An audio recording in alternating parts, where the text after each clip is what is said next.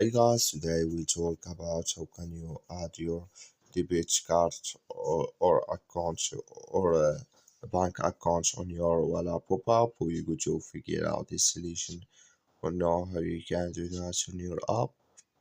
So all you have to do, just go down, click here on your down here, then it's going to take you to this list. Then all you have to do, just click here on wallet here. Then you come to this list, so then you click here on bank data here.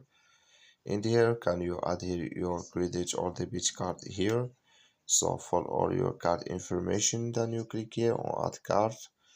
So then here can you add your bank account here, click on it. So here you have to get your verification, your email here, then it's going to show for you here to add your bank accounts.